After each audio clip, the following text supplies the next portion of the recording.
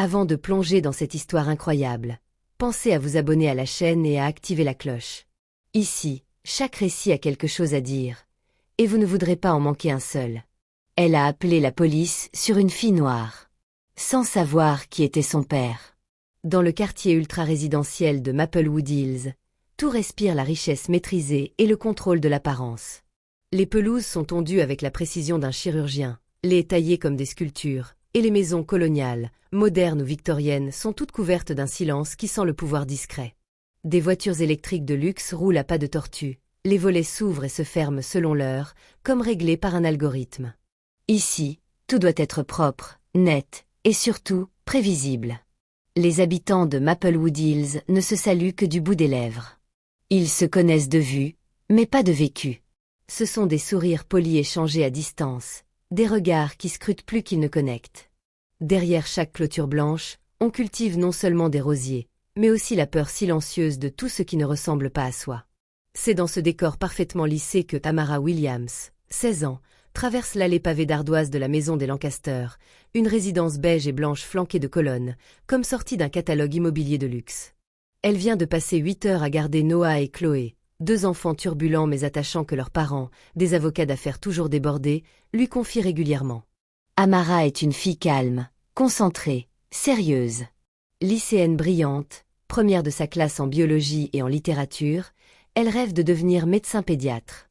Ce petit boulot, elle le prend au sérieux, pas seulement pour l'argent, mais pour prouver qu'à 16 ans, on peut être digne de confiance. Il est presque 19 heures. Le soleil commence à décliner, projetant une lumière dorée sur les allées bordées de magnolias. Amara, épuisée, attend sa mère qui vient la chercher. Elle porte un sweat à capuche bleu marine, un jean simple, des baskets blanches, et un sac à dos noir légèrement usé. Des écouteurs glissés dans les oreilles, elle consulte distraitement son téléphone, défilant sur un fil TikTok tout en pensant à son devoir de chimie. Elle ne remarque pas tout de suite la silhouette sur le porche d'en face. Mais la voix qui l'interpelle est impossible à ignorer, stridente, sèche, gorgée de soupçons. « Hey! Toi! Tu fais quoi ici? Tu n'as rien à faire là. » Amara sursaute, retire un écouteur, et lève lentement les yeux. Sur le perron de la maison voisine se tient Karen Whitmore, 54 ans, retraitée de l'administration scolaire. Le genre de femme qui surveille le quartier comme si c'était sa propriété. Blonde peroxydée, robe pastel, vert teinté, lèvres pincées. Elle serre un gobelet de thé glacé comme une arme. Karen observe Amara comme on regarde une ombre menaçante qui ne devrait pas être là. Son regard n'est pas curieux. Il est accusateur. « Je travaille ici, madame. Je suis la baby-sitter des enfants Lancaster. » « C'est ça. Tu veux me faire croire ça? Et je suppose que tu vis ici aussi peut-être? » Le ton est glacial, condescendant, presque théâtral. Amara reste calme. Elle a déjà vu ce regard. Celui qui ne voit pas une jeune fille polie, fatiguée après son travail, mais une couleur, un danger, une perturbation dans l'ordre établi. « Je vais juste attendre ma mère ici, madame. Elle arrive dans quelques minutes. » Karen plisse les yeux. Son regard glisse sur le sweat à capuche, le sac à dos, les écouteurs, et elle ne voit plus qu'un stéréotype, une menace fabriquée dans son imaginaire nourrie par des années d'informations biaisées et de préjugés refoulés. MMH. On va voir ça. Sans un mot de plus, elle rentre dans sa maison en fermant la porte brusquement. Amara soupire, essayant de se reconcentrer. Elle pense à son père, à ses conseils. Tu n'as pas le droit de t'énerver, ma fille. Tu dois être meilleure. Plus calme. Plus forte. Mais dans la maison Whitmore, l'appel est déjà passé.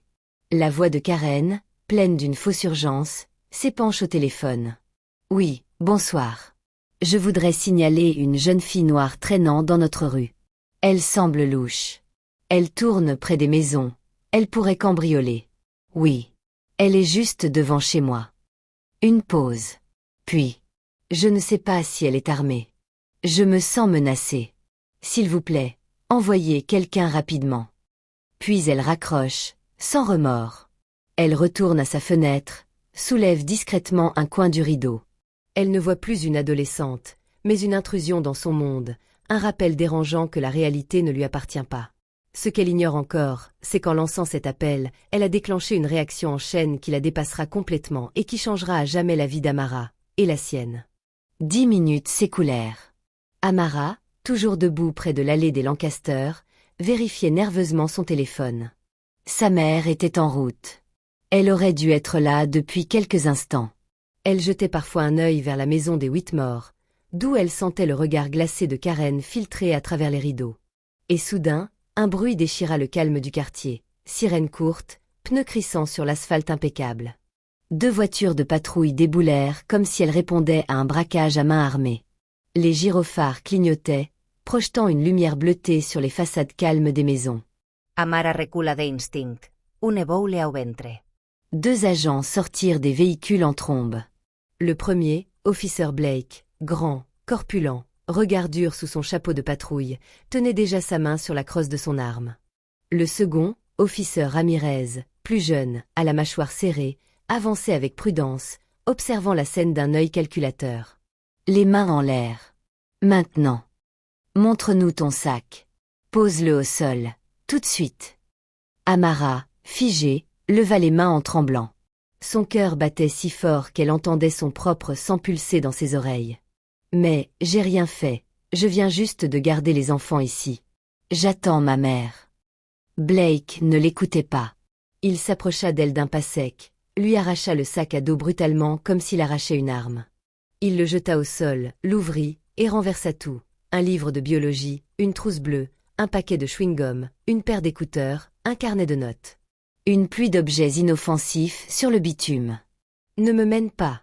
hurla-t-il, le visage rouge de colère, comme s'il voulait qu'elle soit coupable à tout prix. « Vous n'avez pas le droit !» murmura Amara, à mi-voix. Officer Ramirez, resté légèrement en retrait, fronça les sourcils. Son instinct lui criait que rien dans cette scène ne justifiait un tel niveau d'intervention. « Tu as un contact ? Quelqu'un qu'on peut appeler ? Un adulte ?» demanda-t-il, plus calmement. Amara redressa légèrement la tête. Son regard, jusque-là chargé de peur, prit une teinte différente. Une colère froide. Une dignité silencieuse. Appelez mon père. Derek Williams, directeur régional du FBI. Un silence tomba, coupant net l'agitation. Blake éclata de rire. Un rire moqueur, presque théâtral. Bien sûr. Et moi je suis le président des États-Unis. T'as d'autres blagues comme ça ? Mais Ramirez, toujours sur la réserve, sortit lentement son téléphone. Son nom. Tu peux l'épeler ? Ramirez tapa le nom. Son visage changea presque instantanément. Il recula de quelques pas, blêmit légèrement, et appuya sur un numéro. La voix au bout du fil fut brève, tranchante, autoritaire. « Oui. C'est moi. Je serai là dans 10 minutes. Ne la touchez plus. Et restez là. » Ramirez raccrocha. Il regarda Blake, puis Amara, qui tremblait encore mais restait debout, les bras croisés, droite comme une flèche. Il murmura. « C'est vrai. C'est lui. Il arrive. » Blake fronça les sourcils, perdu. « Qui ? » Le directeur régional du FBI. Son père. Et il est furieux. Un silence lourd s'installa. Même le vent semblait s'être arrêté. Moins de 15 minutes plus tard, 3 SUV noirs banalisés arrivèrent en convoi silencieux, sans sirène. Ils se garèrent avec précision devant la maison des Lancaster. Les portes s'ouvrirent. Un homme en descendit, seul, mais précédé par une présence. Grand, droit, en costume sombre, lunettes noires, silhouette parfaitement contrôlée. Son visage était calme, mais son regard, un acier brûlant sous la glace. Derek Williams, directeur du Bureau fédéral d'investigation pour toute la côte est. Il ne parlait pas. Il avançait. Chaque pas était un verdict. Il s'arrêta devant sa fille. Il la regarda, longuement. Sans un mot, il s'agenouilla, rassembla les affaires tombées sur le sol avec des gestes mesurés, presque cérémoniels. Il lui tendit le sac reconstitué, puis posa une main rassurante sur son épaule. Puis il se redressa, lentement. Il regarda Blake, droit dans les yeux. « Vous avez menotté ma fille, demanda-t-il, sans hausser la voix. Non, pas encore. balbutia Blake. Vous avez fouillé sans mandat? Vous l'avez humilié devant un quartier entier sur la base d'un appel raciste? Blake saia de sellaste faie. On avait un signalement. Une jeune fille suspecte, et... Derrick l'interrompit d'un ton sec. Son crime, c'était quoi? Être noir, portant un sweat à capuche, dans un quartier riche? Silence. Vous êtes censé protéger les citoyens. Vous, monsieur Blake, vous avez projeté votre peur et vos préjugés sur une enfant. Vous avez agi sans preuve, sans retenue, sans intelligence. Vous venez de commettre une faute professionnelle grave. Et je ne parle pas seulement de la loi. Blake baissa les yeux. Ramirez restait figé, les bras croisés, le visage tendu. Derrick s'approcha d'un pas. Vous savez qui je suis, mais vous ne comprenez pas encore ce que cela signifie. Ce que je vais faire, ce n'est pas pour moi. C'est pour elle. Et pour chaque autre jeune noir ou métis que vous traitez comme un suspect au lieu d'un citoyen.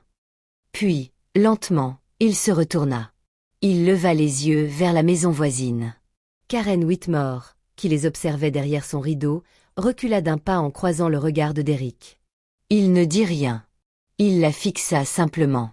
Son silence fut plus éloquent que n'importe quelle menace. Karen recula, le rideau retomba. Et pour la première fois depuis longtemps, elle ressentit la honte. Le lendemain matin, une vidéo filmée en toute discrétion par un adolescent du quartier, Jordan, un jeune passionné de technologie, circule rapidement sur les réseaux sociaux. Sur cette vidéo tremblante, on voit Amara, le visage marqué par la peur et l'humiliation, encerclée par les policiers, son sac éventré, traitée comme une criminelle alors qu'elle ne fait que défendre sa dignité. Puis, l'arrivée de Derrick Williams, imposant, calme mais ferme, venu protéger sa fille et remettre les choses à leur place. Les images, brutes et poignantes, se propagent comme une traînée de poudre. En quelques heures, elles sont vues par des centaines de milliers de personnes. Les commentaires affluent, véhéments, sincères, souvent bouleversants. Voilà ce que vivent nos enfants. Le privilège blanc en action. Et si elle n'avait pas été la fille d'un homme puissant? On ne peut plus fermer les yeux sur ces violences quotidiennes. Les médias nationaux et internationaux reprennent l'affaire. Des émissions d'actualité discutent longuement du racisme systémique dans la police. Des journalistes viennent interviewer des voisins, des militants, des experts en droit civique. Le visage d'Amara devient celui d'une génération qui refuse le silence. Face à l'ampleur de la mobilisation, les autorités politiques se voient contraintes de réagir. Le maire de Maplewood Hills publie un communiqué. Nous condamnons fermement tout abus de pouvoir et toute forme de discrimination. Une enquête complète est ouverte. Le chef de la police promet transparence et réforme. Le gouverneur de l'État, sous la pression grandissante, annonce une commission spéciale pour étudier les pratiques policières dans les quartiers sensibles. Mais la cible la plus immédiate reste Karen Whitmore. Elle devient l'objet d'un feu nourri de critiques sur les réseaux sociaux. Des internautes publient des photos d'elle, de sa maison, de ses déclarations. Des groupes antiracistes appellent à des manifestations devant sa porte. Lors d'une interview télévisée, Karen, visiblement mal à l'aise, tente de se défendre maladroitement. « Je voulais juste protéger notre quartier. J'ai eu peur, c'est tout. Je ne suis pas raciste. » Mais ces mots sonnent creux. Pour beaucoup, elle incarne le racisme ordinaire, celui qui ronge les communautés en silence, qui banalise la peur et justifie la discrimination. Une semaine plus tard, dans un parc public bondé, un grand rassemblement est organisé sous la bannière « Justice pour tous », fin aux interpellations abusives. Des centaines de personnes sont là, de toutes origines, unies par la même colère et la même volonté de changement. Amara monte sur scène. Le silence tombe immédiatement. Elle inspire profondément, puis parle, avec calme, dignité et une conviction qui transcende son âge. « J'ai eu de la chance. Mon père a du pouvoir, de l'influence. Mais combien d'autres jeunes filles comme moi auraient fini en garde à vue, au poste, ou pire ?» Sa voix se brise un instant, mais elle reprend, plus forte. « Je suis noire, et je suis ici. J'ai peur, parfois, parce que mon apparence suffit à déclencher des soupçons. Mais je ne vais pas me cacher. Je vais continuer à marcher dans ces rues. Pas parce que je le peux, mais parce que j'y ai droit. » Un tonnerre d'applaudissements éclate. Les larmes roulent sur les joues de certains spectateurs. Amara n'est plus une victime. Elle est un symbole, une flamme d'espoir et de courage qui éclaire l'obscurité du racisme et de l'injustice. Du côté de la police, les répercussions ne tardent pas. Officer Blake est immédiatement suspendu, en attendant les résultats d'une enquête interne. Des témoignages affluent, révélant un historique de comportements problématiques. Le département est forcé de revoir ses formations et ses protocoles. Karen Whitmore, accablée par la honte et les pressions, met sa maison en vente. Elle quitte Maplewood Hills, incapable de faire face à la stigmatisation publique et au poids de ses actes. Pour Amara, la vie bascule mais d'une façon nouvelle. Des universités prestigieuses lui offrent des bourses, inspirées par son combat et son discours. Elle décide de s'engager pleinement.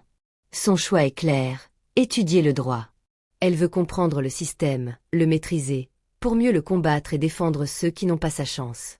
Derrick Williams, son père, la regarde avec une fierté immense. Il sait qu'il a élevé bien plus qu'une fille, il a élevé une combattante. Une femme qui, un jour, sera peut-être à la tête des institutions qu'elle a appris à défier, pour qu'enfin, l'égalité ne soit plus un rêve, mais une réalité.